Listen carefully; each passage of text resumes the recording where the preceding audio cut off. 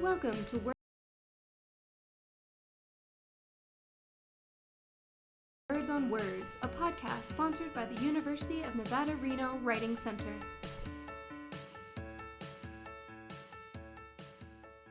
Hello, and thank you for joining us for another episode of Words on Words. I am your host, Iris. I'm a master's student in the English department here at UNR. I am joined today by Zoe and Joey for today's episode. If you guys want to introduce yourself, and since today we are talking about applying to grad school, if you could please include where you applied to. All right, so hi, my name is Zoe, and I have applied for graduate school for getting a Master's of Science in either science writing, science communication, science journalism, or technical communication. The results are not in yet. Hi, I'm Joey. I'm majoring in neuroscience, international affairs, and sociology, and I applied to law schools. In today's episode, we're going to be talking about the kind of writing involved with applying to grad school. So we're talking about personal statements, GREs, LSATs in the case of Joey, writing samples, anything else that may be involved in the application process.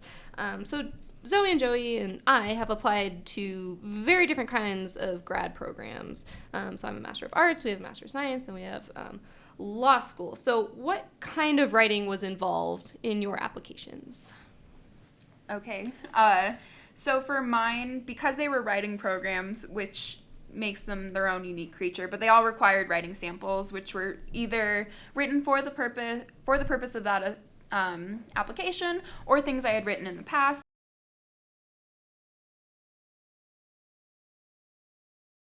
Generally, they suggest to include one academic paper if you're coming right from undergrad, two at most, and anything else that you've written that might have gotten published or fits more of what that program is looking for. They're also required either a statement of purpose or a personal statement, which are not the same thing. A statement of purpose says what you want to accomplish in your degree with your background, and a personal statement kind of more goes into who you are and how that relates to what degree program you're seeking. So I had to write all of those. All of them? Well, some of them required 2, some required 3. Oh. It really just depended on the school. Every now and then, there was never just one, unfortunately, now that I'm thinking about it. I think in total, at the end of my applications, I applied to 6 schools, but I originally was going to apply to 7. I ended up writing 14 different pieces of writing. Wow. All between 250 to one had a weird range. It was like, please write between 500 and 1,500 words. I'm like, that is a huge range. Most of them are about 500. Right, whatever. Yeah. On my end, for law school, what I believe is the two main pieces of writing that you have to prepare for is the last portion of your LSAT, when it's the timed writing portion, and they purposely save it for the last section of your test because they want to see how you can develop an argument when you are the most tired and exhausted, your levels of logic, and what you will throw in. And it's arguably the most important piece because they want to see what points you pull in and how strong your argument styles are. And the other part is the personal statement, when you basically say why you want to go to law school, what you want to accomplish, and why you want to go to this specific field of law, so on and so forth. So how many schools did you apply to? I applied to 4. Okay, and they all kind of asked for the same Same thing. Same information. Mm-hmm. Okay. And for mine, I only applied to 1 school. So it was a writing sample. Since I was in the writing emphasis, or applying for the writing emphasis, it was an academic paper.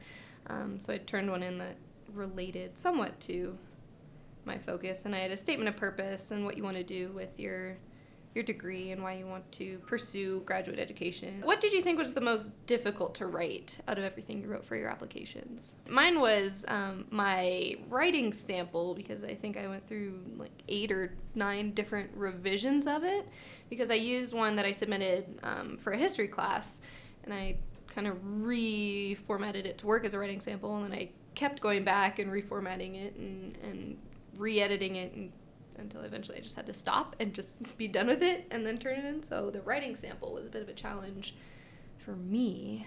Yeah, I mean, not to go on your coattails, but writing sample Enjoy was the the coattails. hardest. Yeah, the writing sample was the hardest part for me. I'm getting an undergraduate degree in atmospheric science, which basically means that I haven't written too much on, like, all of the things I have written have been for outside classes that I took on my own volition or for projects. And so when they're telling me to put together a sample of my writing that might fit their program, I was like, well, how long should a writing sample be? How many different types of papers? How many different styles of writing? Because working at the Writing Center, I'm very aware that there are so many different levels and types of writing. So that was the hardest part for me, just to put together. Application-wise, my number one school, putting that personal statement together was the hardest because I cared so much. And so it's one of those where I think the hardest part is the mental game of knowing when to stop writing. Yep. Yeah. Because there are so many, even now, you could revise until forever. Yeah. And never be done. Mine, I think I might be the opposite, but you guys had samples. My personal statement was easy for me because I like expressing my passion or my ambition and why I want to follow a certain path. For me, the writing portion of the LSAT was grueling because you can go so far into your writing portion, and it is timed, and suddenly you'll think, oh, should I be arguing the other side? And it really blurred the line between what is right and wrong, because you can argue both sides for the kind of prompt that they will give you. It is not black and white. It is not a simple answer of right and wrong, and they want you to see that. That's how they challenge you. But when you are tired and it's the last stretch of your LSAT, everything does blur. So that was very hard for me, knowing that it was timed, knowing that they will be judging my argument skills off of this when I'm most tired, which is very important, but I would argue that that was my hardest piece of writing for law school. Did you seek any outside help with writing or reviewing any of your personal statements or application essays? Because you guys are both still in your undergrad, so you kind of have access to the Writing Center, still access to professors, where I had been kind of out of college for a couple of years before I went back. So did you seek any outside help here or with a professor or anybody like that? I went to my mentors, who they kept throwing it together, apart, all that stuff. Yep, like a mentor does. Yeah, I went to the Writing Center because my mentors for my degree aren't the same for my future pursuits. So I'm in a weird situation because if I asked my physics professors for help on my writing sample, it didn't make sense. Yeah. So luckily my boss Maureen was very helpful and like sat with me, and I did go to other consultations with my fellow writing consultants, which is just weird because we're like, I know what they're trying to say, and so it's just but it helped because it gave me that range outside of what I was looking at. But I definitely do recommend, whether it's a mentor or a boss, a friend, a peer, to double check your writing. Even if you think it's polished and perfect, you do need a separate pair of eyes for that, for revision, for grad school, law school, everything. I think I sent my writing sample to a couple friends and had them read over it, at least to see if they caught any grammatical errors, if they're like, this paper makes no sense, or if things like that. So I turned to friends too, and they can be fairly useful, I suppose. So switching gears now to the GRE and the LSAT. So Joey, you've already kind of discussed the LSAT a little bit. If you want to talk more about the test as a whole, in addition to the the writing portion. So I know there are numerous resources that you can look into that go in detail of the structure of it, but can I provide advice? Yes. Okay. That's what we're here for. So double check symbolic logic. That will be a big foundation for you. Once again, practice your levels of argument. Practice really delving into analyzing everything and really thinking twice, because that is the core of the LSAT. It is a mind game. It's super fun. I thought it was fun until like the last portion when I was like, oh, I'm timed and I'm so tired. It was super fun. It was super fun. Okay. Because it's a mind game. So if I were you, my greatest piece of advice would be to read up on symbolic logic. For me, that helped me out so much. Well, you definitely want to be a lawyer if you found the LSAT fun. Well, it was an experience. I think it's quite I love grueling and torturing efforts of the mind. But arguably, when you have something that challenging and that exhausting, you do see your capability, like how far you can stretch and how deep you can think when you are so tired, when you're looking at every side you can possibly think of. I think that's what I fed off of. I was like, wow, I've never been this challenged. I was sick for my GRE, so I was just trying not to cough the whole time. Ooh. That was fun. How is the GRE? The GRE is kind of like the SAT, Yeah. but it matters. and that might just... Not for my program, but... I mean, it's one of those things where your score matters only if they tell you it matters. Yeah. For the programs you're applying for. You still have to care and plan, and you hear all these, like, well, if your score adds up to 300, you're probably okay. And you're like, I don't know what that means. But if you have a crappy... But if you're like, well... Personal statement. Exactly. And so it starts with the writing portion, and I'm pretty sure they give you an hour, or is that half hour? I have no idea. I want to... You have 2 writing No, prompts. it's only 1 writing portion. I want I to say had it's 2 writing prompts. Like, it was all at one time. Yes, but it was there 2 writing prompts, 30 minutes each. Right. So it was an hour. And you start with that. That's section 1. And it's an argument essay and you're arguing, they give you a fact and you're arguing whether or not that's valid in the situation it presents itself. I think so. And then the other one asks you to... I don't remember. I don't remember either. Oh, God.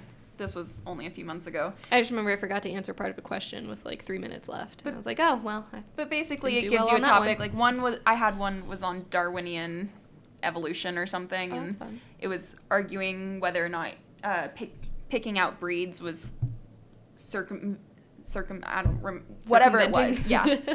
So like is it taking the place of evolution if Got we're it. selectively breeding? Got it. And then the other one was, it gave me a hypothetical college, and it was saying, well, college A, we're in college A, but college B spends half the money we do, and they have all these online courses, so therefore we should be like them and save money by making online courses. And so I was like, well, you don't necessarily know your demographic of students. Is it residential? Like, blah, blah, blah. It's finding all the possible pitfalls in that topic.